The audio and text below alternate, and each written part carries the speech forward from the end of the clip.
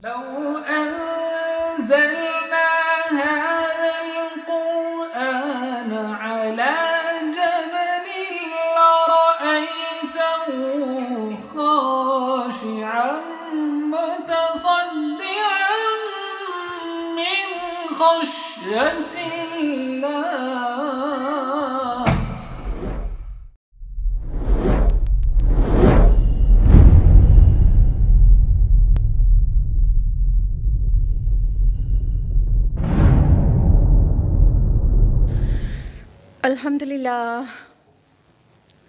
अल्हम्दुलिल्लाह रब्बिल आलमीन वस्सलातु वस्सलामु अला रसूलिहिल करीम व अला आलिहि व अस्हाबिहि अजमईन अम्मा बाद व अऊज़ु बिल्लाहि मिनश शैतानिर रजीम बिस्मिल्लाहिर रहमानिर रहीम शहरु रमज़ान अल्लज़ी उन्ज़िला फ़ीहिल क़ुरआन हुदल लिन्नास व बय्यिनातिम मिनल हुदा वल फ़ुरक़ान बिस्मिल्लाहिर्रहमानिर्रहीम रब्बिश्रह ली सदरी व यस्सिर ली अमरी वहलुल उक़दतम मिन लिसानी यफ़क़हू क़ौली। मेरे अज़ीज़ सामियात, दर्स कुरान मजीद में आप सबका तहे दिल से खैर मक़दम है। अस्सलामु अलैकुम व रहमतुल्लाहि व बरकातुहू। कैसे आप सभी लोग? अल्हम्दुलिल्लाह। बहुत एनर्जी लेवल डाउन है सबका। ऐसे तो नहीं बोलते आप लोग, चहक के बोलते हैं। कौन सी सूरह चल रही है दर्स कुरान में? सूरह अंबिया चल रही है, लेकिन हमने आपको दुआएं तो दी नहीं। अल्लाह ताला आपको अच्छा रखे, सिरात मुस्तकीम पर रखे, दुनिया आखिरत दोनों में कामयाबी अता करे और अल्लाह ताला आपको अपना रिज़वान अता कर दे अल्टीमेटली। आमीन भैया। तो आप लोगों ने बताया सूरह अंबिया चल रही है, तो फिर वही चल रही होगी। और लास्ट वीक हम लोगों ने सूरह अंबिया की किस आयत तक तफसील से जाना था? आयत नंबर 35, बिल्कुल सही। तो आज हम लोग तफसीलन जानेंगे आयत नंबर 36 ऑनवर्ड्स, लेकिन लास्ट वीक का छोटा सा रिविज़न। और लास्ट वीक हम लोगों ने आयत नंबर 32-35 किया था, और आयत नंबर 30 है कि अल्लाह ताला ने फरमाया कि क्या ये काफिर लोग नहीं देखते कि हमने ये ज़मीन और आसमान वहाँ मिले हुए थे और हमने इन्हें अलग अलग कर दिया, और हमने हर जानदार चीज़ को पानी से बनाया। और तो क्या ये अभी भी ईमान नहीं लाएंगे? ये लास्ट वीक हमने आपको बहुत तफसील से बताया था और कुछ दिखाया भी था कि किस तरह से ये आयत साइंटिफिक भी है कि बिग बैंग थ्योरी से काफ़ी मुमासलत रखती है ये आयत कि ज़मीन और आसमान यानी स्पेस में जो कुछ है वो सब अलग अलग पहले नहीं था, बिग बैंग के बाद वो अलग अलग हुआ है। पहले एक बहुत छोटी सी इकाई था और जो कि एटम से भी छोटी थी, और उसमें एक बैंग हुआ, एक धमाका हुआ, फिर उसके बाद बिग बैंग इस चीज़ को कहते हैं। फिर उसके बाद गैलेक्सीज, स्टार्स और अर्थ और प्लैनेट्स सारे वजूद में आए। और ये जो कहा था कि हर चीज़ को पानी से बनाया, ये भी आज मॉडर्न साइंस प्रूव कर रही है कि सारे लिविंग बीइंग के जो लाइफ के सेल है, यूनिट है सेल, उसमें अक्सर पोर्शन जो होता है वो साइटोप्लाज्म होता है या प्रोटोप्लाज्म के हैं, और वो अक्सर पानी होता है। आयत नंबर 31 में हमने जाना था कि अल्लाह ताला ने फरमाया हमने ज़मीन में मजबूत पहाड़ जमा दिए ताकि उन्हें लेकर ढुलक ना पड़े, और हमने उसके अंदर बड़े कुशादा रास्ते बनाए ताकि ये लोग राहयाब हों। यानी अल्लाह ताला ने यहाँ पर जो माउंटेन्स हैं उनका फंक्शन बयान किया है कि ज़मीन में जो पहाड़ हैं उनका काम ये है कि ज़मीन को लुढ़कने से बचाएं। और हमने आपको तफसील से बताया था कि किस तरह पहाड़ खूंटी की तरह गड़े हुए हैं। अगर पहाड़ नहीं होते तो जो अर्थ क्रस्ट है जिस पे हम चलते हैं वो फ्लूइड पर तैर रही है, और अगर हम चलते तो ये अर्थ क्रस्ट ऐसे से डोलती, और पहाड़ नहीं होते तो हम ऐसे चलने में स्टेबल चल ही नहीं सकते थे और गिर पड़ते। तो इतनी साइंटिफिक बात जो मॉडर्न जियोलॉजी बताती है हमको, वो कुरान में पहले से मज़कूर है। आयत नंबर 32 में हम लोगों ने जाना था कि अल्लाह ताला ने फरमाया हमने आसमान को महफूज छत बनाया, लेकिन ये लोग इसकी निशानियों में ध्यान नहीं देते, यानी आसमान में जो निशानियां हैं उसको गौर व फिक्र ही नहीं करते।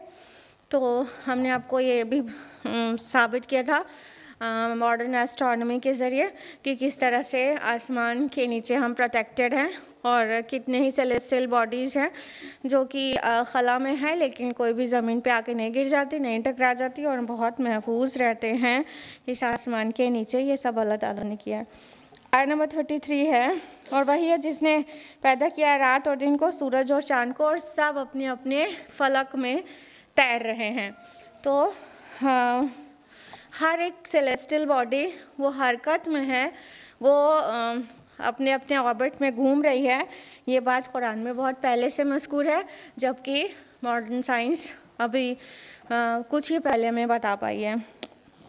आयत नंबर 34 में हम लोगों ने जाना था कि अल्लाह ताला ने कहा, और ए नबी सल्लल्लाहु अलैहि वसल्लम, आपसे पहले हमने किसी इंसान को दबाव नहीं दिया, और अगर आप फौत हो गए तो क्या ये हमेशा रहेंगे? यानी ये अपने अपने हमारे पास आने का इंतज़ार करें कि और अल्लाह के रसूल भी बशर है, उन्हें भी फौत होना है तो इनको भी फौत होना है, फिर ये अल्लाह ताला के पास जाएंगे तो अल्लाह ताला इनसे जवाब ले लेगा। और फरमाया कि कुल्लु नफ्सिन ज़ाइक़तुल मौत, हर जानदार को मौत का मज़ा चखना है, और हम आजमाते रहते हैं तुम लोगों को शर और खैर के ज़रिए से, और तुम सबको हमारी ही तरफ लौट कर जाना है। तो अल्लाह ताला ने खैर और शर को दोनों को ही आजमाइश बताया, यानी हमारे जो गुड डेज़ होते हैं, जो जिसको हम पसंद करते हैं, जो खुशी का दौर होता है, वो भी आजमाइश है, और जो हमें नापसंद होता है, हमें तकालीफ और मसाइब पसंद नहीं होते, वो भी आजमाइश है। दोनों तरह से अल्लाह ताला आजमाते हैं। तो खैर के वक्त हम किसी गफलत में ना रह जाएं कि ये आजमाइश नहीं है, वो सभी कुछ आजमाइश है, और अल्टीमेटली अल्लाह की तरफ ही सबका रिटर्न है। फिर अल्लाह ताला वाज़े कर देंगे जो कुछ हमने अच्छे हालत में किया था और वो भी जो हमने परेशानी की हालत में किया था। ये था लास्ट वीक का रिविज़न। अब हम लोग बाकायदा पढ़ते हैं आयत नंबर 36 की तरफ। अऊज़ु बिल्लाहि मिनश शैतानिर रजीम, बिस्मिल्लाहिर रहमानिर रहीम। आयत नंबर 36 है, वइज़ा रअकल्लज़ीना कफ़रू अन यत्तख़िज़ूनका इल्ला हुज़ुआ, और ए नबी सल्लल्लाहु अलैहि वसल्लम, ये काफ़िर लोग भी जब भी आपको देखते हैं तो आपका मजाक उड़ाते हैं। अहाज़ल्लज़ी यज़्कुरु आलिहतकुम, क्या ये है वो शख्स जो तुम्हारे माबूदों का जिक्र करता है? वहुम बिज़िक्रिर रहमानि हुम काफ़िरून, और वो ख़ुद रहमान के ज़िक्र से मुनकिर हैं। अल्लाह ताला फरमाते हैं अपने प्यारे नबी से कि ए नबी, ये लोग जब भी आपको देखते हैं तो आपका मजाक उड़ाते हैं, आपका मजाक बनाते हैं, और ये कहते हैं कि ये वो शख्स है जो तुम्हारे माबूदों का जिक्र करता है, मतलब बुरी तरह से। यानी यहाँ पर वाज़ेह किया जा रहा है कि रसूलुल्लाह सल्लल्लाहु अलैहि वसल्लम को मजाक का हदफ इसलिए बनाया गया क्योंकि आप सल्लल्लाहु अलैहि वसल्लम एक अल्लाह की तरफ बुला रहे थे और माबूदाने बातिल की परस्तिश से रोक रहे थे। यहाँ पे ये मजाक का मौजू नहीं बताया गया, यहाँ पर मजाक उड़ाने की वजह और बुनियाद बताया गया है कि ये अब मतलब ये आपसे कहते हैं कि अच्छा ये है जो तुम्हारे माबूदों को बुरा भला कहा करता है, ये जो बुरी तरह जिक्र करता है, यानी उन्हें बातिल बता देता है। तो इस वजह से मतलब खुन्नस उनकी वो थी कि मतलब हमारे माबूद बहुत सारे जो डेमी गॉड्स थे उनके, तो बहुत सारे माबूदों की इबादत से नबी सल्लल्लाहु अलैहि वसल्लम रोकते थे। तो उनकी बीमारी, उनका बुखार ये था जिसका ज़ाहिर क्या था, रसूलुल्लाह सल्लल्लाहु अलैहि वसल्लम का मजाक उड़ाना। वरना ये बात तो अपने आप में बहुत संजीदा और सीरियस है, बहुत मजाक का मौजू नहीं है ये, लेकिन मजाक उड़ाने की वजह है ये कि उनको परेशानी ये थी कि हमारे माबूदों को बातिल कह दिया जा रहा है। तो अल्टीमेटली क्या कर रहे थे वो, हमारे नबी सल्लल्लाहु अलैहि वसल्लम का मजाक बना रहे थे, उनसे तमस्खुर कर रहे थे, उनसे उनका इस्तेहज़ा कर रहे थे, उनकी बातों को एक दूसरे से कह के हाँ आपको मतलब माज़अल्लाह डाउन करने की कोशिश करते थे। यानी कभी कहते थे कि अच्छा तो तुम हो, मक्का और ताइफ की बस्तियों में तुम्हें मिले थे अल्लाह ताला को कि अपना पैगाम तुम्हारे ज़रिए भेजे, और कोई रोज़ा हमारे यहाँ की नहीं मिले थे क्या अल्लाह ताला को? मतलब कभी इस तरह से मजाक बनाया जाता। और कभी नबी सल्लल्लाहु अलैहि वसल्लम उन्हें आखिरत की ख़बर देते और क़ियामत की ख़बर देते तो उस पर ठाका लगा लगा के हंसा जाता कि वो दिन कब आएगा, ले आओ, अगर तुम कहते हो वो दिन आने वाला है तो वो आ क्यों नहीं जाती, क़ियामत हम पर आ क्यों नहीं जाती, हम तो आपको चैलेंज कर रहे हैं। इस तरह से मजाक उड़ाते। और सहाबा को देखकर भी कुफ़ार मक्का मजाक उड़ाते थे। अच्छा तो ये हैं जिनको अरब और अजम और फ़ारस और रोम की जामिया मिलने वाली हैं, तो इस तरह से मजाक उड़ाते थे। तो रसूलुल्लाह सल्लल्लाहु अलैहि वसल्लम और सहाबा सबका मजाक बनाया जाता था सिर्फ़ इसलिए कि वो हक़ की तरफ बुलाते थे और बुराई से रोकते थे, तो इस बात से मजाक बनाया जाता था। ये सिर्फ पहले की बात नहीं है, ये सिर्फ नबी सल्लल्लाहु अलैहि वसल्लम का मजाक नहीं बनाया जाता। सबसे ज़्यादा अफसोसनाक बात है कि नबी का मजाक उड़ाया जाए, सबसे ज़्यादा बड़े गुनाह की बात है कि नबी का मजाक उड़ाया जाए। लेकिन उस नबी के रास्ते पर जो भी चलता है तो उसका भी सोसाइटी मजाक ही बनाती है। आज हमारे यहाँ देखिए वो तो अय्यामुल जाहिलिया कहलाता है। नबी सल्लल्लाहु अलैहि वसल्लम जब मबऊस हुए थे उसके पहले का जो दौर था वो अय्यामुल जाहिलिया कहलाता है, डेज़ ऑफ इग्नोरेंस, जहालत का दौर। लेकिन आप देखिए आज जहालत का दौर उससे बढ़ चढ़ कर वापस आ गया है। अब देखिए जो हिजाब और नकाब करना चाहें तो लोग जो है उनका मजाक बनाते हैं पार्टीज़ में, क्या यहाँ पे भी तुम्हें पर्दा करना है, तुम किस दुनिया में रहती हो, अच्छा वहाँ जाती हो क्या, तुम तो फैनेटिक हो गई हो।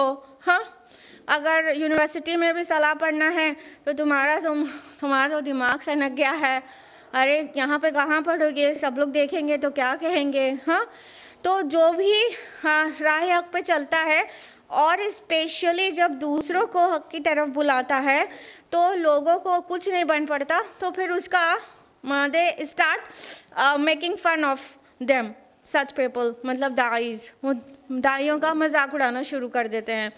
तो ये इस दौर में भी होता है। तो अगर सच तो ये है कि अगर किसी को अपने को टेस्ट करना हो कि वो हक़ पे चल रहा है कि नहीं, तो वो देखे कि सोसाइटी से उसे हम जिहाद करना पड़ रहा है कि नहीं, उसको कुछ मुश्किलात आ रही है कि नहीं, उसका मजाक बनाया जा रहा है कि नहीं, उसके रास्ते में रोड़े अटकाए जा रहे हैं कि नहीं, उससे दुश्मनी की जा रही है कि नहीं। अगर ये सब कुछ हो रहा है तो मुतमईन हो जाना चाहिए कि उम्मीद है मैं हक़ पर हूँ, क्योंकि हक़ के मुखालिफ हर दौर में होते हैं। और अगर सब खुश हैं तो अब सोचना चाहिए कि हक़ पे हैं भी कि नहीं, क्योंकि सबको खुश तो मुनाफिक ही रख सकता है। इधर भी पार्टी को मेंटेन रखो, उधर की पार्टी को भी मेंटेन रखो, तो सबको खुश नहीं कर सकते। हक़ पे चलने वाले जब सच्ची बात बोलते हैं तो जो हक़ को पसंद नहीं करते उनको कड़वा लगता है, और जब कड़वा लगता है तो बहुत तरह से परेशान करते हैं, और उनमें से एक चीज़ है मेकिंग फ़न ऑफ अदर्स। हाँ, मजाक उड़ाना। तो मजाक उड़ाते हैं। तो हमारे प्यारे नबी सल्लल्लाहु अलैहि वसल्लम जिनके अंदर सारी क्वालिटीज़ इंसानी लेवल पर अपनी अज़ीमुश्शान सतह पर मौजूद थी और हर डिसक्वालिटी से रसूलुल्लाह सल्लल्लाहु अलैहि वसल्लम पाक थे, बावजूद उनका मजाक उड़ाया गया। तो क्या हमें और आपको ये करेज नहीं रखना चाहिए कि कोई बात नहीं, अगर हम भी हक़ पर चल रहे हैं और लोग हमारा भी मजाक बना रहे हैं तो कोई बात नहीं। हमारे प्यारे नबी तो मासूम थे, उनका तो कोई ख़ता भी नहीं थी और कोई कमी भी नहीं थी, उनका मजाक उड़ाया गया है। तो ये एक तरह की हम लोग को ढारस देता है। तो आप उसकी परवाह बिल्कुल ना करें, जो आपके हक़ पर चलने की वजह से आपके मुतालिक ऐसी वैसी बातें कर रहा है या कभी मजाक उड़ाता है। कभी कभी कुछ नए नए दावत के काम में लगे लोग काफ़ी दिल शिकस्ता हो जाते हैं लोगों के मजाक उड़ाने से, और कोई ऐसी वैसी बात कह देने से थोड़ा दिल शिकस्ता हो जाते हैं। तो उन्हें हौसला रखना चाहिए इन आयत को पढ़कर कि हमारे प्यारे नबी सल्लल्लाहु अलैहि वसल्लम का मजाक उड़ाया गया तो हम और आप क्या चीज़ हैं। अल्लाह ताला ने आगे फरमाया कि और वो ख़ुद तो रहमान के ज़िक्र से मुनकिर है, यानी ये कहते हैं कि मतलब अच्छा यही शख्स है जो तुम्हारे माबूदों को बुरा कहता है, उनको बुरी तरह से याद करता है, और उनकी हकीकत ये है कि वो सच्चे खुदाए रहमान की याद से मुनकिर है। ये इनके डेमी गॉड्स या यूँ कहें कि फॉल्स गॉड्स के बारे में मतलब कुछ कह रहा है तो इन्हें बुरा लग रहा है, और वो ट्रू गॉड माबूद हकीकी के ज़िक्र से गाफिल हैं तो उनको फ़र्क नहीं पड़ता। वो अपने आप को देख लें कि हमारा नबी तो गलत खुदाओं की परस्तिश से रोक रहा है और ये ख़ुद तो असल खुदा की याद से गाफिल हैं। तो मतलब मजाक उड़ाने लायक कौन बनता है, बेवकूफ़ कौन है एक्चुअली। तो ख़ुद तो उनका ये हाल है कि मतलब अल्लाह ताला की याद से जो कि रहमान है, यहाँ पे अल्लाह नहीं वर्ड यूज़ हुआ है, रहमान वर्ड यूज़ हुआ है, रब नहीं यूज़ हुआ है, रहमान यूज़ हुआ है कि वो रहमान के ज़िक्र से गाफिल हैं। यानी ये अल्लाह ताला की शान रहमत है कि वो इतने सारी हरकतें करने के बाद भी लेट गो कर रहा है उनसे, हाँ ओवरलुक कर रहा है उनसे दरगुजर कर रहा है। उसकी रहमत का मजहर है ये कि सारी हरकतें वो कर रहे हैं, लेकिन अल्लाह ताला इस बात पे कादिर होने पर भी कि वो पकड़ सकता है नहीं पकड़ रहा है। आयत नंबर 37 है, खुलिक़ल इंसानु मिन अजल, इंसान बनाया गया है उजलत से। साउरीकुम आयाती फला तस्तअजलून, जल्द ही मैं तुम्हें अपनी निशानियाँ दिखा दूँगा, बस तुम लोग जल्दी ना मचाओ। इंसान के लिए कहा गया कि खुलिक़ल इंसानु मिन अजल, इंसान अजल से बना है, उजलत से बना है। वैसे तो कुरान में कहा गया है इंसान मिट्टी से बना है और सारी लिविंग क्रिएचर्स पानी से बनी है, और यहाँ पे कहा जा रहा है उजलत से बना है। असल में ये एक कहने का अंदाज है जो कि किसी चीज़ को बहुत ज़्यादा एम्फसाइज करने के लिए कहा जाता है। जैसे कोई बहुत ज़्यादा माइंडेड होता है, बहुत इंटेलिजेंट होता है, तो कह देते हैं अक्ल का पुतला है। तो उसी तरह कह दिया गया कि ये इंसान उजलत से बना है, मतलब इसके सरिश्त में उजलत है, उसे जल्दी हर चीज़ चाहिए होती है, हर चीज़ का रिटर्न फ़ौरन चाहता है, हर चीज़ का रिस्पांस क्विक चाहता है और उसे इंतज़ार नहीं होता। ये इंसान की फितरत में है। तो जो उजलत है, रशिंग है, वो इट्सेल्फ बुरी चीज़ नहीं है, लेकिन मौके महल के लिहाज से उजलत करना चाहिए, किस चीज़ में उजलत होनी चाहिए और किस चीज़ में जल्दबाजी नहीं करना चाहिए। It depends on the situation, ठीक है। तो कुछ जगहों पर उजलत अच्छी नहीं मानी जाती है, लेकिन कुछ जगहों पे उजलत अच्छी चीज़ है। उजलत अच्छी है, खैर के काम में जल्दी अच्छी है कि अल्लाह ताला ने तो कहा फस्तबिकुल खैरात, खैर के कामों में एक दूसरे पर सबकत ले जाओ। सबकत कैसे ले जाएगा इंसान? जब जल्दी करेगा तभी तो उससे पहले खुद निकल जाएगा। जैसे कि रसूलुल्लाह सल्लल्लाहु अलैहि वसल्लम सहाबा के दरमियान थे और पूरी हदीस छोड़ते हुए वो पार्ट बताएंगे कि उकाश रज़ियल्लाहु अन्हु ने कहा या रसूलल्लाह आप मेरे लिए दुआ करें, तो आपने उनके लिए दुआ किया। फिर दूसरे सहाबा भी कहने लगे या रसूलल्लाह मेरे लिए भी। तो आप सल्लल्लाहु अलैहि वसल्लम ने कहा उकाशा सबकत ले गया, उकाशा सबकत ले गया। यानी उन्होंने जो सबसे पहले कह दिया तो उनकी अहमियत अलग हो गई, उनके लिए आप सल्लल्लाहु अलैहि वसल्लम ने दुआ कर दिया। तो बहुत सारे अच्छे काम में उजलत अच्छी चीज़ होती है, लेकिन कई जगह ऐसे नाजुक होते हैं, कई मकामात जहाँ पर उजलत अच्छी चीज़ नहीं होती है और जल्दी के लिए रशिंग के लिए अल्लाह ताला ने टोका है, अपने अंबिया को टोका है। आपको पता है रसूलुल्लाह सल्लल्लाहु अलैहि वसल्लम वही को रिसीव करने में उजलत करते थे, चाहते थे जल्दी जल्दी से मैं दोहराऊं और ताकि कुछ मेरे से मिस आउट ना हो जाए, तो अल्लाह ताला ने उनको रोका है कि आप जल्दी मत करिए, आपके सीने में उतार देना और उसको महफूज कर देना और आपको सिखा देना, पढ़ा देना हमारे ज़िम्मे है। मूसा अलैहिस्सलाम ने किस चीज़ में उजलत की थी? अल्लाह ताला से मुलाकात करने में उजलत की थी। हाँ, तो इसी तरह हर इंसान जो है मतलब आजिल है, और ये दुनिया है उसको आजिला भी कहा जाता है। क्यों? दुनिया में जो चीज़ें मिलती हैं वो जल्दी मिल जाती हैं, इसीलिए इंसान को शैतान आसानी से बहका लेता है, क्योंकि शैतान कहता है कि मैं अभी तुम्हारा ख्वाहिश नफ्स ऐसे पूरा हो जाएगा, तुमको इसका ये रिटर्न मिल जाएगा। तो इंसान चूँकि उजलत पसंद है तो वो रशिंग में वो क्या करता है, शैतान के ट्रैप में आसानी से आ जाता है। और आखिरत क्या है? बाद में आने वाली है, तो आखिरत में इंतज़ार करना पड़ता है। लेकिन इंसान का मिजाज क्या है?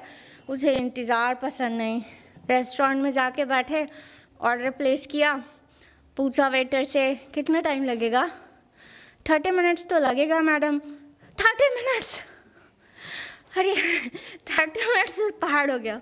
अरे जल्दी नहीं हो सकता क्या? ये 30 मिनट्स प्रिपेयर होने में आप लोग को लगता है, तो 30 मिनट्स इंतज़ार कैसे करेंगे जल्दी में? अब बस स्टॉप पे खड़ा है तो उसको वहाँ पे 15 मिनट वेट करना मुसीबत है, इतनी देर कौन ठहरेगा? ठीक है, तो इंसान उजलत पसंद है, तो उसके सरिश्त में उजलत है कहीं ना कहीं, और ये उसकी एक टाइप ऑफ वीकनेस है, क्योंकि वो अगर पॉजिटिव जगहों पर नहीं, कहीं नहीं जहाँ पे ज़रूरत है वहाँ पे उजलत कर दी तो उसके नेगेटिव रिजल्ट्स आ जाते हैं। तो ये चीज़ समझने की है कि कब जल्दी करना चाहिए और कब नहीं जल्दी करना चाहिए। तो ये एक इंसान का ज़ौफ़ है, उसकी कमज़ोरी है, जैसा कि कहा भी गया ना सूरह निसा के आयत नंबर 28 में, खुलिक़ल इंसान ज़ईफ़ा, और इंसान को कमज़ोर पैदा किया गया है। ठीक है, तो वो अपने आप में बहुत ज़्यादा स्ट्रांग नहीं है, वो कहीं ना कहीं वीक है, और ये उजलत पसंदी उसे और वीक बना देती है। उसकी वीकनेस है जल्दबाजी, हर चीज़ में आई हैव टू रश ना, जल्दी करना है, जल्दी करना है।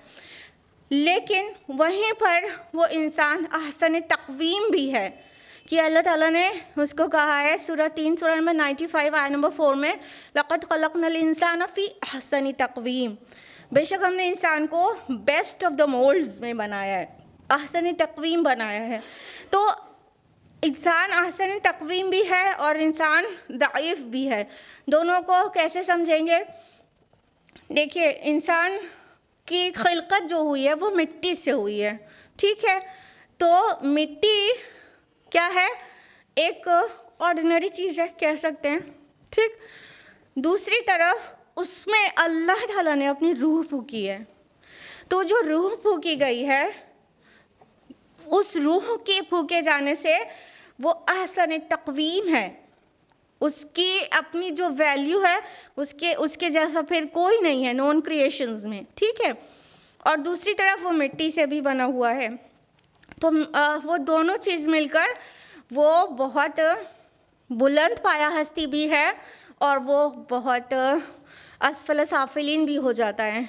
ठीक है, क्योंकि वो बना तो मिट्टी से ही है और वो उसके अंदर कुछ ज़ौफ़ है, कुछ वीकनेसेस हैं उसके अंदर। वो कुरान ने डिस्क्राइब किया है कि इंसान कमज़ोर पैदा किया गया है, इंसान उजलत से पैदा किया गया है। Excuse me.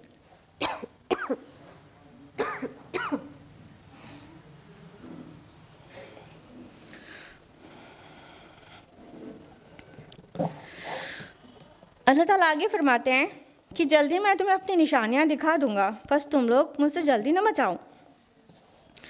यानी हर बात में जल्दी रहती है ना, कभी कभी इंसान खैर के बजाय शर मांग बैठता है जल्दी में। हाँ, रसूलुल्लाह सल्लल्लाहु अलैहि वसल्लम जब वार्न करते थे कि मान जाओ मेरी बात, अदरवाइज़ तुम्हारे पर अजाब आ जाएगा, तो शर मांग बैठते थे उजलत में। अच्छा, वो अजाब कब आ जाएगा? वो अजाब ला दो, हम नहीं मान रहे, हम तो लोग नहीं मान रहे, ला दो हम पर वो अजाब। तो इंसान कई बार अपने लिए शर मांग बैठता है जल्दी में। कभी दुनिया में क्या होता है सभी के साथ कि कोई तकलीफ़ रहती है, कोई प्रॉब्लम रहती है, या मेंटल टेंशन हो या फिज़िकल पेन हो, कुछ भी, तो इंसान ये मतलब उसको सहते सहते कभी ये भी कह देता है अल्लाह ताला मौत दे दीजिए ना, मर जाए। लेकिन क्या वो सही चीज़ मांग रहा है? हाँ,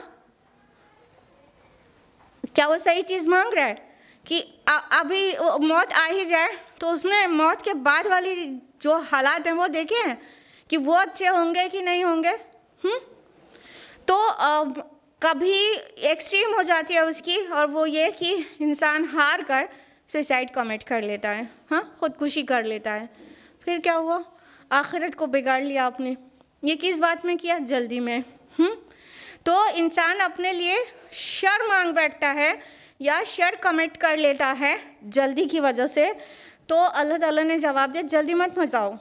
तुम मेरे नबी को चैलेंज कर रहे हो कि अजाब लेकर आ जाइए, हाँ, हम नहीं मान रहे, आप कहते हैं कि नहीं मानोगे तो अजाब आ जाएगा, तो ले आओ वो अजाब। तो अल्लाह ताला कह रहे जल्दी ना मचाओ, हम तुमको अनकरीब अपनी निशानियाँ दिखाएंगे। तो वो अजाब, वो क़ियामत आकर रहेगी, वो क़ियामत एक निशानी की तरह आकर रहेगी। तो इंसान को वाज़ेह हो जाएगा कि ये जो वादा किया गया था ना वो कितना सच्चा था।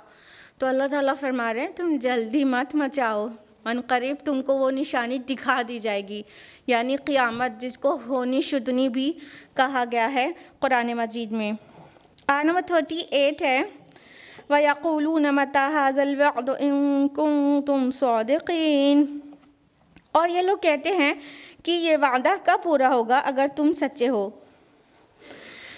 यानी कि वही वादा अज़ाब, वही वादा क़ियामत कि तुम हमसे वादा करते हो कि वो क़ियामत आकर रहेगी, तो ये आएगी कब? ये कुफ़ार का मतलब एक सवाल होता था, और हरगिज़ मत समझिए ये सवाल इल्मी था। वो जानना चाहते थे कि कब आएगी, उनको दिन तारीख बता दिया जाता, उस दिन उस तारीख को आएगी, तो वो इस्लाम कबूल कर लेते, वो ईमान ले आते। नहीं, ये तमस्खुर था उनका, ये इस्तेहज़ा था उनका। वो ये मतलब रसूलुल्लाह सल्लल्लाहु अलैहि वसल्लम को माज़अल्लाह दिखाना चाहते थे कि आप जो कह रहे हैं वो बात सच्ची नहीं है। तो आपको मतलब आपका मजाक बनाने के लिए ये कहते थे कि कब, अगर आप सच्चे हैं तो आप हमको दिखा दीजिए वो वादा कब पूरा होगा जिसका वादा आप हमसे कर रहे हैं।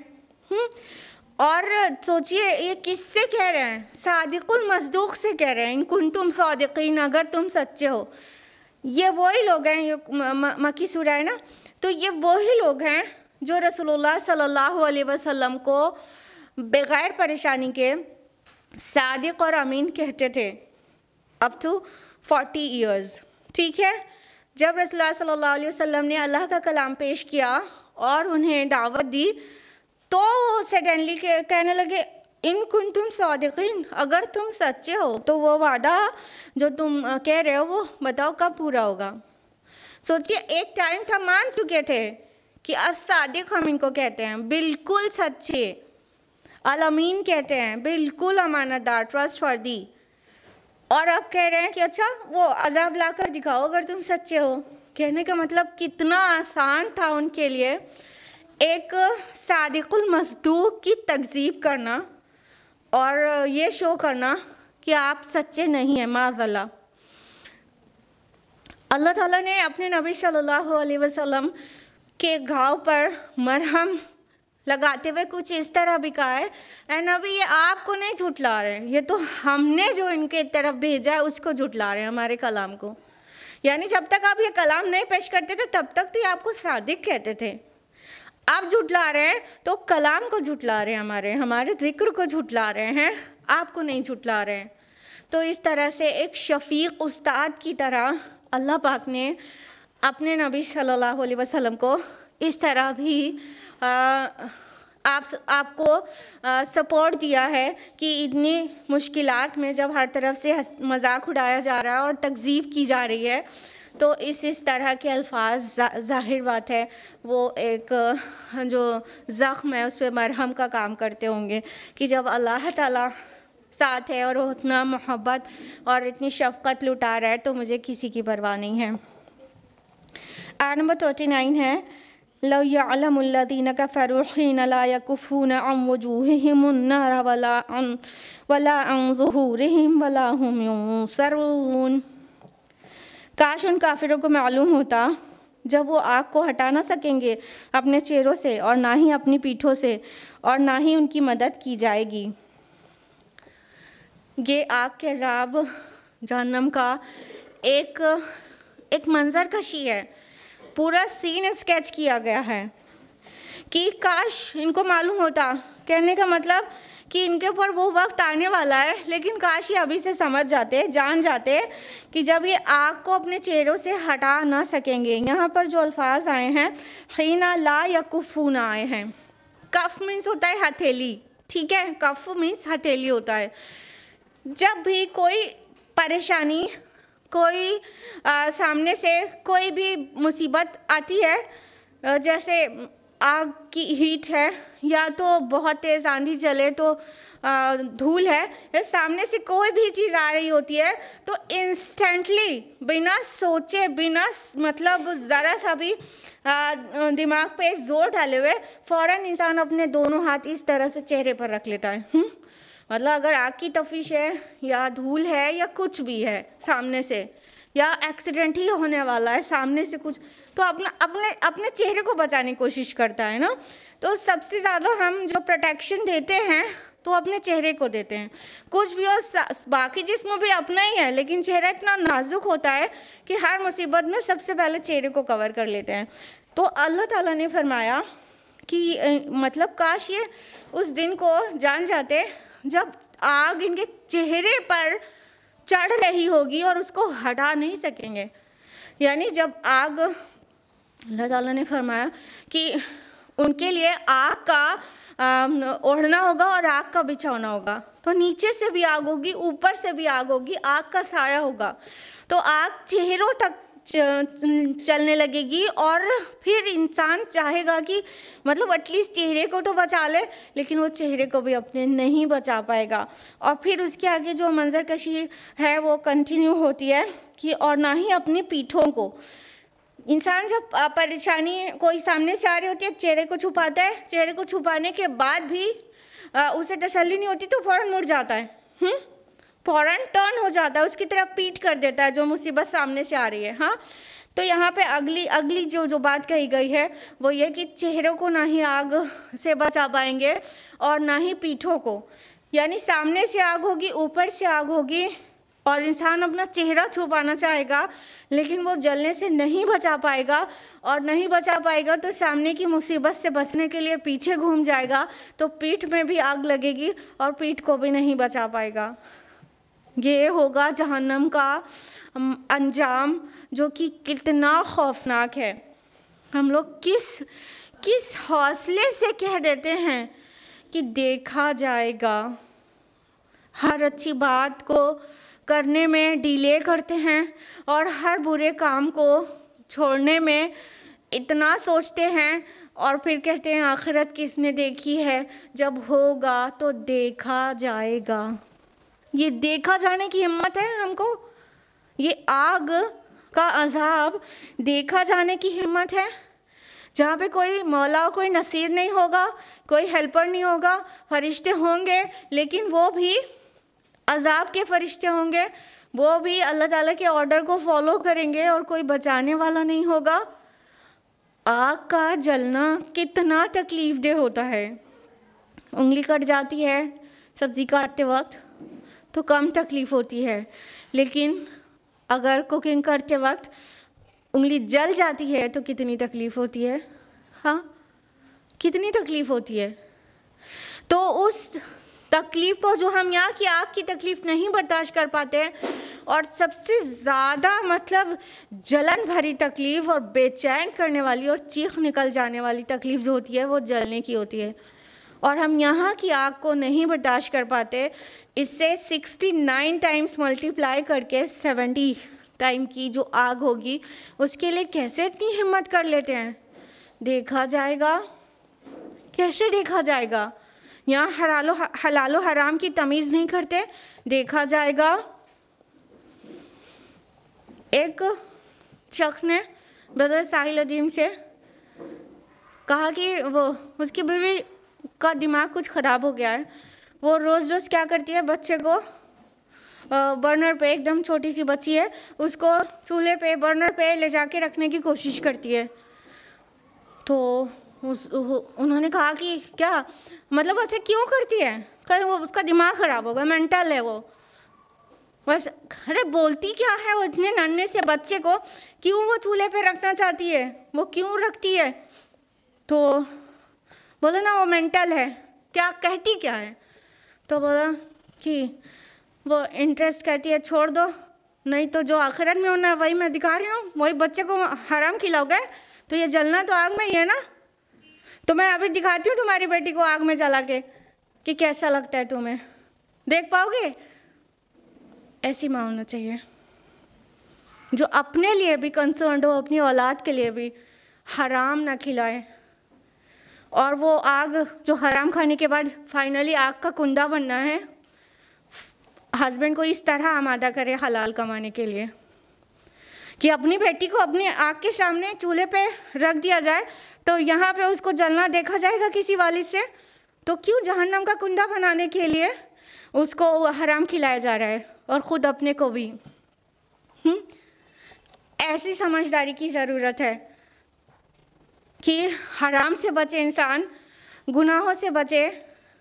और थोड़ा प्रैक्टिकल करके देख ले, वैसे करिएगा नहीं आप लोग, कि थोड़ा सा एक थोड़ी सी उंगली लगा के बर्नर में देखिए कैसा लगता है, फिर उसके बाद थोड़ा गौर फिक्र करिए, जलाइएगा नहीं हाथ, और थोड़ा सा करीबी ले जाएगा फिर हटा लीजिएगा, फिर देखिएगा कैसा लगता है, फिर बैठ के गौर फिक्र करिएगा कि क्या मतलब हम तैयार हैं जहन्नम में जलने के लिए, अल्लाह न करे। तो अगर हम यहाँ की इतनी छोटी सी, इतनी थोड़ी सी आग के लिए बिल्कुल भी ज़हनन तैयार नहीं हैं, तो हम क्यों वो रास्ता नहीं छोड़ देते जो सीधा जहन्नम में ले जाके गिराने वाला है? हम क्यों वो रास्ता नहीं इख्तियार कर लेते जो बिल्कुल सीधा है और जन्नत तक पहुँचा देने वाला है? और इस रास्ते की रहनुमाई करेगा ये आपको मैन्यूल, इसमें सब कुछ है, कुरान मजीद, लेकिन हमें उसे पढ़ना नहीं है। पढ़ना है तो समझना नहीं है। जुमा को सूरह काफ पढ़ लेना है मगर मालूम एक नहीं है कि उसमें क्या है। और हमको कुरान मजीद रमज़ान मुबारक में ख़त्म कुरान कर लेना है, लेकिन हमको उसका मैसेज क्या मिला, 3-3 4-4 कुरान मुकम्मल करके 3 लाइन का क्या मैसेज मिला वो नहीं पता। तो इस तरह से हमारा अमल रहेगा तो रास्ता कहाँ से मिलेगा? आबा व अजदाद के जो कहने पर हम चलते जाते हैं। इतनी हैरानी और अफसोस वाली बात है कि इंसान कितना पढ़ा लिखा होता है, आलिम होता है, अल्लामा होता है, ठीक है, कंटेम्प्रेरी एजुकेशन उसकी कितनी आला होती है, हर चीज़ में इतना एक्सपर्ट होता है और इतना स्मार्ट माना जाता है और इतनी तेज़ उसका दिमाग चलता है, ये सारी चीज़ों में रहेगा।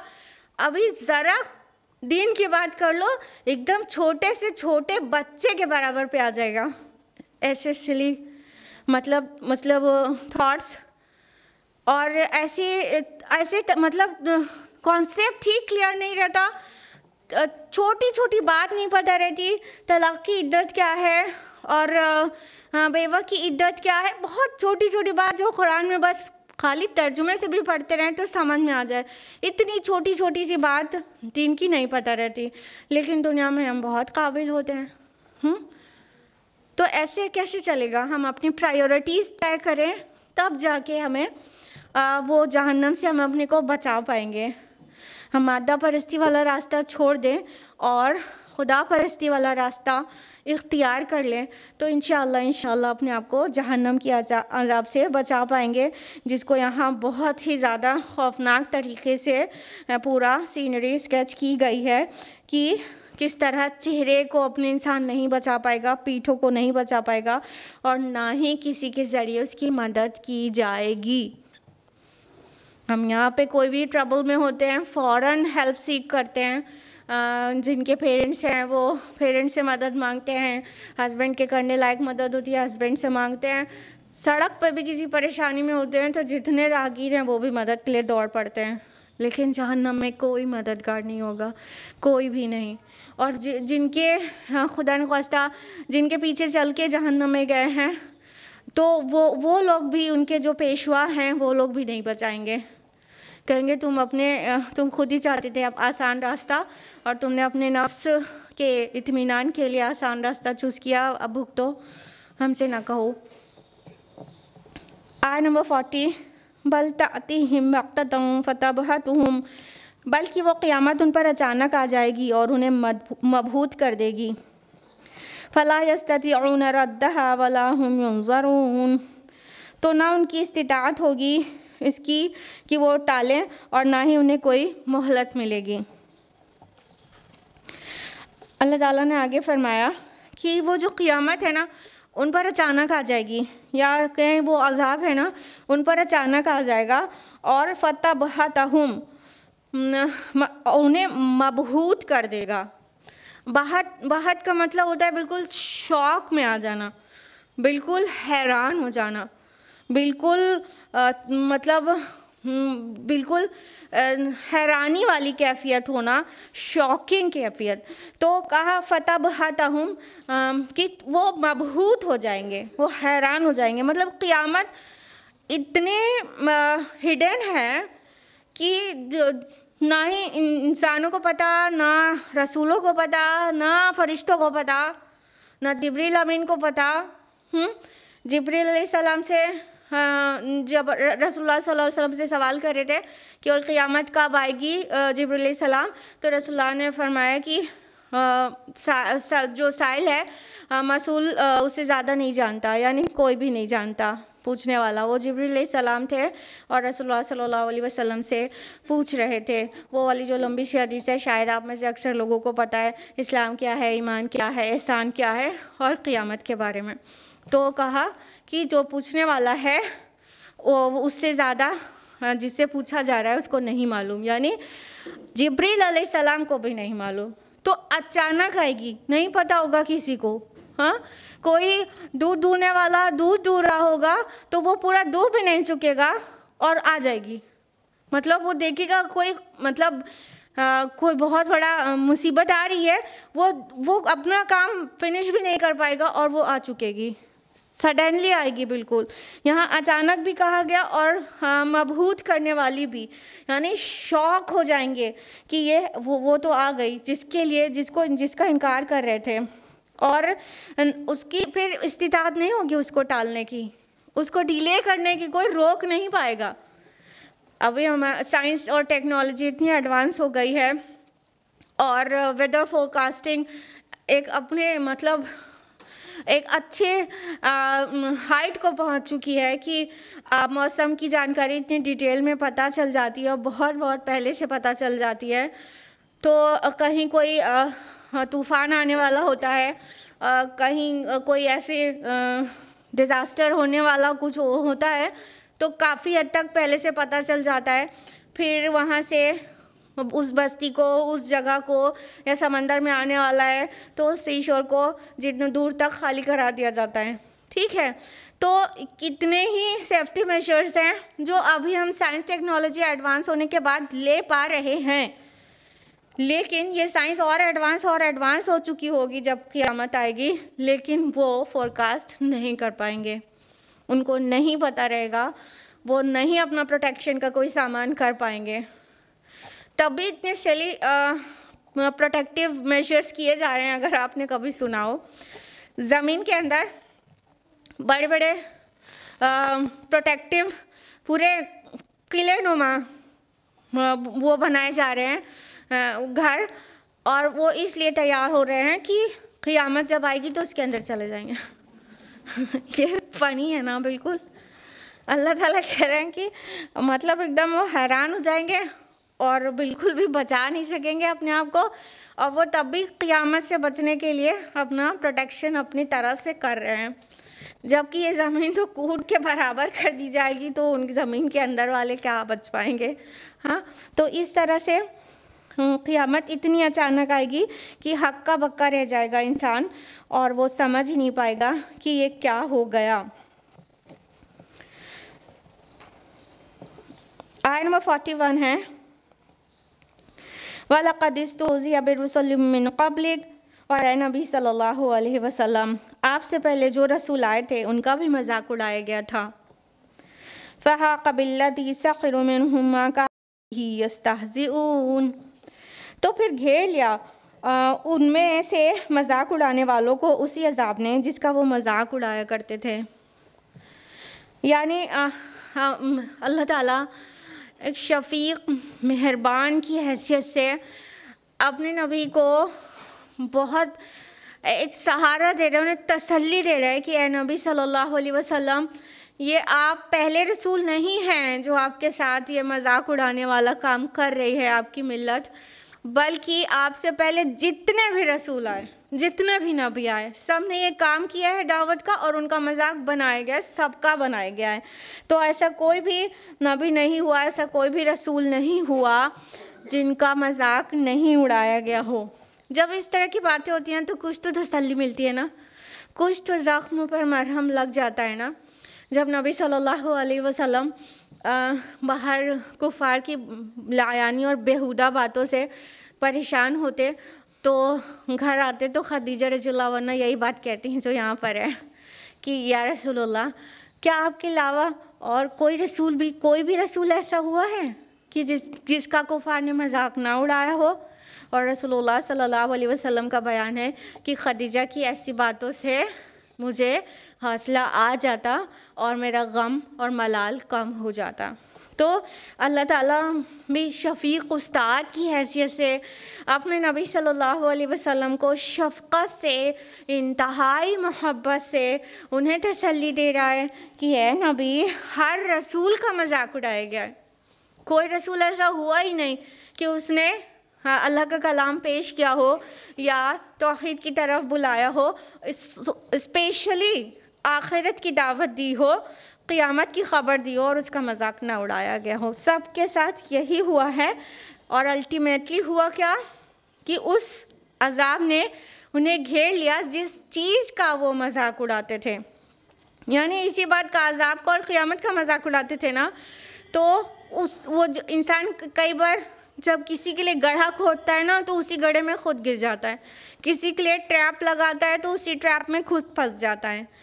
देखिए, जब नूह अलैहिस्सलाम कश्ती बना रहे थे तो उनके कौम के जो बड़े वाइट कॉलर पीपल थे, जब वो वहाँ से गुज़रते थे तो वो मजाक उड़ाते थे, अच्छा ये लकड़ी की कश्ती से मतलब तुम लोग बचोगे और बाकी सब डूब जाएंगे। अच्छा, ठहाका लगा कर हंसते थे। फिर क्या हुआ अल्टीमेटली कि उसी कश्ती में नूह अलैहिस्सलाम और मोमिनीन बचे और उसी अजाब की ख़बर जो नूह अलैहिस्सलाम देते थे और वो नहीं मानते थे, उसी अजाब में वो गिरफ़्तार हुए कि नहीं हुए मजाक उड़ाने वाले। उसी फ्लड का वो मजाक उड़ा रहे थे, उसी फ्लड में वो तबाह हो गए ना, बर्बाद हो गए। तो अल्लाह ताला फरमाते हैं कि उसी घेर लिया उसी ने जिसका वो मजाक उड़ाते थे, यानी अजाब का मजाक उड़ाते थे तो अजाब ने उन्हें घेर लिया। उससे पहले और भी जो रसूल आए उन्होंने अजाब की खबर दी है बाकायदा दिन तारीख के साथ, यानी ऐसे सडनली नहीं आ जाता था। अब हमारे दरमियान कोई नबी रसूल मौजूद नहीं है तो जो भी नेचुरल डिज़ास्टर्स होते हैं वो सडनली हो जाते हैं और उसकी कोई ऐसी खबर नहीं, वार्निंग टाइप की खबर नहीं रहती। लेकिन ये इस अजाब में किसी भी कौम को, किसी भी मिल्लत को, किसी भी नेशन को पूरी तरह से मिटा नहीं दिया जाता। ठीक है, आता है कुछ नेचुरल डिज़ास्टर्स, उसके कई रीज़न्स होते हैं, लेकिन वो उसमें किसी कौम को मिटा नहीं दिया जाता। लेकिन रसूलों की तकज़ीब करने के बाद जो दिन तारीख़ बता के अजाब की ख़बर दी जाती है, उस अजाब के आने के बाद नसिया मनसिया कर दिया जाता है, भूला बिसरा बिल्कुल मिटा के ख़त्म कर दिया जाता है। बिल्कुल जैसे सफ़ाई हस्ती से मिटा दिया जाता है। तो इस तरह का अज़ाब रसूलों के वार्निंग के बाद आता है और किसी भी टाइम पर नहीं आता। लेकिन जो भी कुछ आता है उसमें बहुत सारे रीज़न्स होते हैं। तो बहरहाल यहाँ पे कहा जा रहा है कि जिस अज़ाब की ख़बर की वो मजाक बनाते थे, उसी मजाक ने उन्हें आ घेरा। यानी वो नहीं माने और मजाक बनाया ना, तो उनका नहीं मानना और मजाक बनाया जाना उसका अज़ाब का मुस्तहिक उनको बना दिया गया। आयत नंबर 42 है, कुल मन यक्लउकुम बिल्लैलि वन्नहारि मिनर रहमान। आप उनसे पूछिए कि कौन तुम्हारी हिफाजत करता है रात दिन रहमान की तरफ से। बल हुम अन ज़िक्र रब्बिहिम मुअरिदून, बल्कि ये लोग अपने रब के ज़िक्र से एराज़ किए हुए हैं। अब ये वाली जो आयत है वो दोहरा माना दे रही है। दो तरह से इसको ट्रांसलेट कर सकते हैं। एक ये हुआ कि आप उनसे पूछिए कौन तुम्हारी हिफाजत करता है दिन रात रहमान की तरफ से, मिनर रहमान। तो ये इस तरह भी समझ सकते रहमान की तरफ से, यानी रहमान के अपॉइंटेड फरिश्ते तुम्हारी हिफाजत में लगे हुए हैं। या इसका ये तर्जुमा भी हो सकता है कि आप उनसे पूछिए कौन है जो तुम्हारी हिफाजत कर सकता है अगर रहमान तुमको कोई दुखी पहुंचाना चाहे, कोई भी तुम पर मुसीबत ही लाना चाहे, तो दिन रात तुमको कोई है जो तुमको बचा ले जब रहमान तुम पर अजाब लेकर आए। तो इस तरह से भी इस आयत को समझ सकते हैं। अगर इसका पॉजिटिव ट्रांसलेशन करेंगे कि कौन है जो रहमान की तरफ से तुम्हें बचाता हो, इनसे पूछिए, तो इसका मतलब होगा कि अल्लाह ताला ने बहुत सारे फरिश्ते ऐसे रखे हैं जो हिफाजती फरिश्ते हैं। ठीक है, प्रोटेक्टिव एंजल्स जो प्रोटेक्शन का काम करते हैं, एंजल्स ऑफ प्रोटेक्शन, उनका काम है हिफाजत करना। तो और ये कुरान मजीद में मेंशन्ड है, ऐसी बात नहीं है। सूरह अनआम आयत नंबर 61 में है, वयुरसिलु अलैकुम हफ़ज़ा, वह फरिश्तों की सूरत में तुम्हारे मुहाफिज मुकर्रर करता है। और सूरह रात की आयत नंबर 11 है कि और उसके लिए बारी बारी आने वाले पहरेदार हैं और उसके सामने वो और उसके पीछे से हिफाजत करते रहते हैं अल्लाह के हुक्म से। यानी अल्लाह ताला ने बॉडी गार्ड्स लगा रखे हैं हमारे। सुभान अल्लाह। हम लोग अब अगर खुद से एक गार्ड रखें तो उसको कितना पेमेंट करना पड़े। हाँ, हमारे रब ने हमारे लिए गार्ड्स लगा रखे हैं विदाउट एनी पेमेंट। हाँ, तो अल्लाह ताला हिफाजत करते हैं फरिश्तों को भेजकर, एंजल्स ऑफ प्रोटेक्शन को भेजकर इंसानों की हिफाजत करते हैं। और कभी ऐसे हिफाजत का एहसास आपको ज़रूर होता होगा ज़िंदगी में, एक नहीं बहुत बार हुआ होगा। जैसे कभी रोड पर जा रहे हैं और सडनली कोई एक्सीडेंट होते होते बिल्कुल रह गया, गाड़ी बहुत तब माइक्रो सेकेंड का डिफरेंस था और मिलीमीटर के डिस्टेंस में से हम महफूज होके निकल गए। ऐसा हुआ कि नहीं हुआ? होता है ना, कभी सीढ़ी से स्लिप करते करते बच जाते हैं। कभी और ऐसी छोटी मोटी चीज़ें भी होती रहती हैं। तो अल्लाह ताला ने हिफाजती फरिश्ते रखे हैं, हमें गैर महसूस तरीक़े से हिफाजत करते हैं। हम नहीं समझ सकते उसको कि अभी कोई ने हमको प्रोटेक्ट किया है, लेकिन वो अल्लाह ताला की तरफ से अपॉइंटेड फरिश्ते होते हैं हिफाजत करने के लिए। तो एक तो ये बात हो गई कि अल्लाह ताला ने बॉडी गार्ड्स रखे हैं इंसानों के फरिश्तों की जमात से। दूसरी बात ये हो गई, दूसरा अंदाज़ इसको समझने का या इसको ट्रांसलेट करने का ये कि कौन है जो तुम्हारी हिफाजत करे। तुम अपने माबूदाने बातिल के ऊपर बहुत ज़ोम करते हो, तो क्या वो तुम्हारी हिफाजत कर सकते हैं जब रहमान तुम्हें छोड़ दे, वो तुम्हारे ऊपर कोई अजाब लेकर आना चाहे, तो कोई है जो तुम्हारी हिफाजत कर पाए। अब यहाँ पर देखिए फिर रहमान वर्ड आया है। ठीक है, वो जो सूरा मरियम से स्टार्ट होता है, तो ये लगातार आप देखेंगे सूरा मरियम, दिन सूरा तौहा, अब सूरा अंबिया चल रही है। यहाँ पर अल्लाह ताला के नाम रहमान की बहुत कसरत है। ठीक है, क्योंकि कुफार मक्का ना अल्लाह नाम से कोई परेशानी नहीं थी उनको रहमान नाम से परेशानी थी, क्योंकि वो उनके लिए पहले से नोन नहीं था। वो अल्लाह ताला को अल्लाह नाम से जानते थे, लेकिन जब रसूलुल्लाह सल्लल्लाहु अलैहि वसल्लम और सहाबा रहमान वर्ड यूज़ करते थे तो उनको परेशानी होती थी, ये कौन सा नया नाम है, तो रहमान नाम से उलझते थे, वो चिढ़ते थे। तो इधर मक्की सूरतों में प्लेंटिफुली बहुत भर भर कर रहमान वर्ड आया है, ठीक है। और अल्लाह ताला की एक काम में बहुत सारी हिकमतें होती हैं। तो यहाँ पर बहुत सारे माना दे रहा है कि अल्लाह ताला मतलब अपने आप में तो अर्रहमान है, लेकिन जब वो अपनी रहमत तुमसे हटा के तुम पर अजाब लेके आना चाहे तो है कोई तुमको बचाने वाला, है कोई बचाने वाला तुमको अल्लाह ताला से। और आगे फरमाया कि बल्कि ये लोग अपने रब के ज़िक्र से एराज़ कर रहे हैं, यानी ये अल्लाह को ही भूल गए हैं और सारी प्रॉब्लम की जड़ ये है और कुछ भी नहीं, ये अल्लाह ही को भूल गए हैं। अल्लाह ताला को वैसा याद नहीं करते, वैसा याद नहीं रखते जैसा उसका हक़ है, और वो भूलने की वजह से ही उसको सही रिकग्नाइज नहीं कर पा रहे हैं और मादा परस्ती के मोटे मोटे पर्दे उनके दिलों पर पड़ गए हैं कि वो जो अल्लाह ताला का एक मारिफत दिल के अंदर है वो बाहर नहीं आ पा रही है। आयत नंबर 43 है, अम लहुम आलियतुन तमनउहुम मिन दूनिना, क्या उनके ऐसे माबूद हैं हमारे सिवा जो उनको बचाते हैं। ला यस्ततिऊन नस्र अनफुसिहिम वला हुम मिन्ना युस्हबून, वो तो ख़ुद अपनी मदद भी नहीं कर सकते और ना ही वो हमारे मुकाबले में उनकी मुसाहबत कर सकते हैं। अल्लाह ताला ने फरमाया कि कोई ऐसा है जो इनके माबूदों में जो उनको बचा लेता हो, बल्कि जिनको ये माबूद समझते हैं वो अपनी ख़ुद की मदद पे कादिर नहीं है, वो ख़ुद डिपेंड है अल्लाह ताला पर।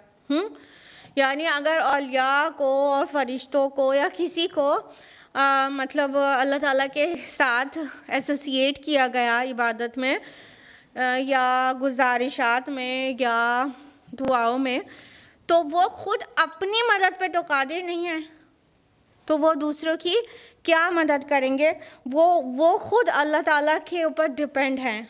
अल्लाह ताला के जितने नेक बंदे हैं जिनको बाद में लोगों ने मतलब अल्लाह के साथ पुकारना शुरू कर दिया, और ऐसे ऐसी बातें हैं कि मेंशन करने का दिल नहीं करता, ऐसे ऐसे मतलब शिरकिया अक़ीदे कि अल्लाह अकबर ज़ुबान पर लाने का दिल नहीं करता कि उसको बताया जाए कि गैरुल्लाह के बारे में ऐसा अक़ीदा रखा जा रहा है और पुकारा जा रहा है अल्लाह के अलावा दूसरे को, और कहा जा रहा है कि ये मतलब हमारी पुकार को पहुँचते हैं। अब्दुल कादिर जिलानी रहमहुल्लाह के को गौस कहते हैं, यानी इस्तिगासा लेकर उनके पास जाते हैं, फरियाद लेकर उनके पास जाते हैं, उनकी फरियाद वो फरियाद सुन लेंगे। और मोइनुद्दीन चिश्ती रहमहुल्लाह उनके मुतालिक कैसे हवाई बातें हैं कि वहाँ पर मतलब वो हमारी फरियाद को पूरा कर देते हैं और हमारे आने को हज मबरूर की तरह कबूल कर लीजिए। अस्तगफिरुल्लाह, यहाँ आपके पास आना दीदार करना ये हज का सब्स्टिट्यूशन है, ये दूसरा हज है। अस्तगफिरुल्लाह, सोशल मीडिया की वजह से तो काफ़ी चीज़ें पता चल जाती हैं, वरना ऐसी जगहों पे कभी जाना नहीं हुआ था तो देखा सुना नहीं गया था कि कैसी कैसी बातें ये लोग करते हैं। तो इस तरह से मतलब बैतुल्लाह के बराबर किसी की कब्र को बना दिया गया और वहाँ पे ज़ियारत को हज के बराबर कर दिया गया। अस्तगफिरुल्लाह, इस तरह का अक़ीदा है। किससे हेल्प मांग रहे हो जो अपनी खुद हेल्प नहीं कर सकता? हाँ, किससे मदद मांग रहे हो? क्या तुम समझते नहीं उसके बाद भी मुसलमान है? अल्लाह अल्लाह खैर सल्ला, उसके बाद भी मुसलमान है, खुल्ला शिर्क हो रहा है फिर भी मुसलमान है। कैसा क्या कुरान यही सिखाता है? उनकी बीमारी क्या है? कुरान नहीं पढ़ते, कुरान को समझते नहीं, जानते नहीं कुरान में क्या लिखा हुआ है। उनके आबा व अजदाद ने जो सिखा दिया बस वही सही है, तो उस हिसाब से वो दीन है। और फिर इनकी ना सुनना उनकी ना सुनना, ये फ़ला है वो फ़ला है, डिवाइड करके बिल्कुल तोड़ के रख दिया मिल्लत को। बाकी ब्लाइंडली फॉलो कर रहे हैं कि हाँ उनकी नहीं सुनना है, नहीं, ब्रेन वॉश कर देंगे। तो ये सब हमारे अकायद और ये सब हमारे मतलब इंतशार है। अल्लाह ताला क्या कह रहे हैं कि वो खुद अपनी मदद नहीं कर सकते, तुम्हारी क्या करेंगे। हर एक इंसान भिखारी है अल्लाह के दर का। वो अल्लाह है, वो अल्लाह है जो गनी और सब तारीफ़ वाला है, और वो तुम हो जो अल्लाह के मोहताज हो। तो जब सारी क्रिएशन अल्लाह की मोहताज है तो क्रिएशन से क्या मांगना। वो खुद मोहताज है, वो खुद अपनी मदद नहीं कर सकता। वो खुद ट्रबल में हो तो अपनी प्रॉब्लम को दूर नहीं कर सकता, इल्ला ये कि अल्लाह ही चाहे। आयत नंबर 44 है, बल मत्तअना हाउलाइ व आबाअहुम हत्ता तौला अलैहिमुल उम्र। लेकिन हमने उनको नेमतें अता की, उनको भी और उनके आबा व अजदाद को भी, यहाँ तक कि उन पर एक मुद्दत गुजर गई। अफला यरौना अन्ना नअतिल अर्द ननकुसुहा मिन अतराफिहा। क्या ये लोग देखते नहीं हैं कि हम ज़मीन को उसके किनारों से घटाते चले आ रहे हैं। अफहुमुल गालिबून। तो क्या अब ये समझते हैं कि वही गालिब होने वाले हैं। अल्लाह ताला ने फरमाया कि हमने इनको, इनके आबा व अजदाद को भी बहुत सारी नेमतों से माला माल कर दिया था। इसी वजह से इनको लगा कि मतलब सब सही जा रहा है, हम कितना भी कुफ्र की रविश पर रहें या शिर्क करें, लेकिन हमें नवाजा तो जा रहा है। तो ये मुद्दत उन पर बहुत तवील हो गई। कहने का मतलब वो बिल्कुल बेपरवाह हो गए कि पकड़ा तो जा नहीं रहा है, तो उसका मतलब सही है। तो उसका जवाब क्या आया सुनिए। क्या ये देखते नहीं कि हम ज़मीन को उसके किनारों से घटाते चले आ रहे हैं। अब ये इतना बामाना फ़िक्रा है। ज़मीन को उसके किनारों से घटाने का एक मतलब ये है, यहाँ पे जो अल्फाज है ननकुसुहा मिन अतराफिहा, कम कर रहे हैं, डिक्रीज़ कर रहे हैं ज़मीन को हर तरफ से, एवरी साइड्स। तो ज़मीन को घटाने का मतलब एक तो ये है कि कुफ्र की ज़मीन तंग हो रही है और इस्लाम की ज़मीन फैल रही है। अब अगर आप सोच रहे हैं तो मक्की सूरा है और अभी मक्का में तो ऐसा एक्सपेंशन हुआ नहीं था, तो फिर उसको ऐसे समझेंगे कि ये एक पेशन गोई है कि अनकरीब वो दिन आने वाला है जब कुफ्र की ज़मीन तंग हो जाएगी और इस्लाम की ज़मीन वसी हो जाएगी। यानी इनकार करने वालों की ज़िंदगी तंग हो जाएगी, मुश्किल हो जाएगी और इस्लाम फैलता जाएगा। तो एक तो ये माना है, ठीक है। और इसके कुछ साइंटिफिक मतलब भी बनता है कि जो सी लेवल है, अगर आपको पता हो, ये क्लाइमेटिक चेंजेस की वजह से सी लेवल बढ़ रहा है, लगातार सी लेवल बढ़ रहा है, ग्लेशियर्स पिघल रहे हैं ना, तो जिसकी वजह से सी लेवल बढ़ रहा है और जो अर्थ है वो श्रिंक हो रही है। वो जी हाँ, यहाँ सॉइल इरोजन की बात नहीं हो रही है एक्चुअली। जो ग्लेशियर्स हैं वो जितना ज़्यादा पिघलेंगे, यानी टेम्परेचर, ग्लोबल वार्मिंग हो रही है ना, तो टेम्परेचर जैसे जैसे हाई हो रहा है तो ज़ाहिर है ग्लेशियर्स पिघलते जाएंगे। ग्लेशियर्स पिघलेंगे तो पानी कहाँ आएगा, नदियों से होते हुए अल्टीमेटली समंदर में। तो समंदर की जो रेंज है वो बढ़ रही है और सी लेवल हर साल राइज हो जाता है 3 to 4 mm, ठीक है। हर साल 3 से 4 मिलीमीटर सी लेवल बढ़ जाता है। ऐसे पानी का जो बढ़ता जा रहा है, तो ये भी इस तरह से भी समझ सकते हैं ज़मीन घट रही है, ठीक है। तो अल्लाह ताला फरमाए हम ज़मीन को उसके किनारों से घटाते चले आ रहे हैं।